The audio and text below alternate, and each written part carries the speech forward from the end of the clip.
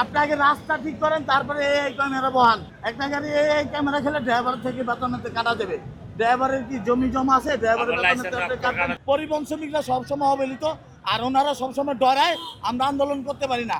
একটা জিনিস খেয়াল রাখবেন ভাই, সারা বাংলাদেশে যত ধরনের আন্দোলন হোক, গার্মেন্টসের হোক, মুদি দোকানের হোক, রিক্সাওয়ালার হোক, সবাই কিন্তু বড় গাড়ি আল্লাহর উপরে অ্যাটাক করে, বড় গাড়ির উপরে অ্যাটাক করে আন্দোলন দাবি পালন করে। আর আমরা অদম, আমাদের হাতে কন্ট্রোল, চাবি সুইচটা বন্ধ করলে আমাদের গাড়ি বন্ধ সারা বাংলাদেশ।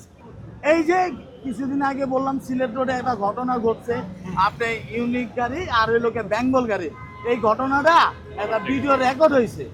সেই রেকর্ডে মানে সবাই বেঙ্গল গাড়িটা দোষ দিছে। আসলে এটা বিশ্লেষণ করলে বেঙ্গল গাড়িটা দোষ কতটুকু?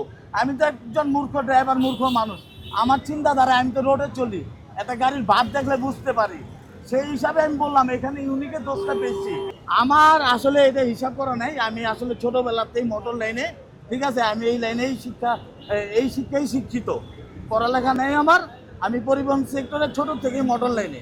ব্যাকট্রল জর্মার ভাইরাসের অ্যারেস্ট ওয়ারেন্ট।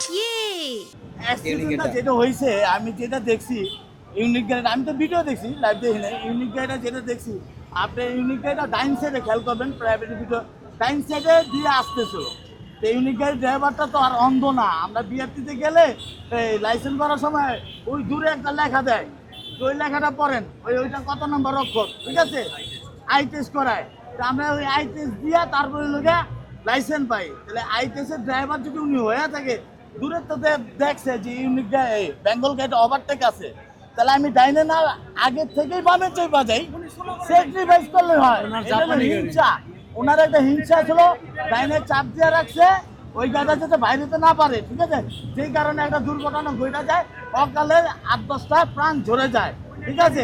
আরেকটা জিনিস হলো বাম্বরে কি একটা গাড়ি ছিল, গাড়ি আসলো, এই ছোট গাড়িটা যদি বাম সাইডে না থাকতো, যেটা মাওয়া এক্সপ্রেস ওয়েটা দেখেন কি সুন্দর, বাম মোড়া একটা লেন করে দিতে, ছোট মোটো গাড়ি সব বাম মোড়া দিতে, বড় গাড়িগুলো ডাইন মোড়ায়।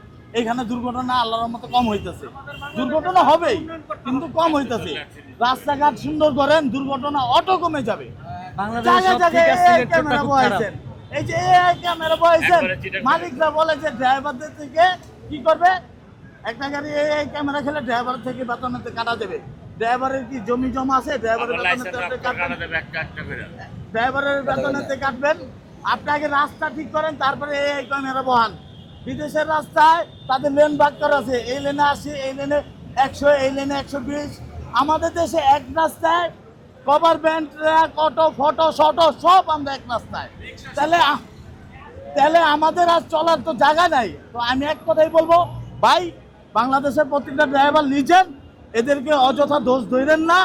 আর একটা স্লিপার গাড়ি বা একটা পরিবহন মালিক একটা পরিবহনের ড্রাইভার নিয়োগ দেয়, যাচাই বাছাই ছাড়ায় না, আর টায়াল ছাড়া না। একটা ড্রাইভারের 3 দিন 4 দিন এই কক্সবাজার যায়, 3-4 ট্রিপ মানে 8 দিন 10 দিন চলে যায় টায়াল দিয়ে তারপরে স্টার্টিংয়ে বহায়।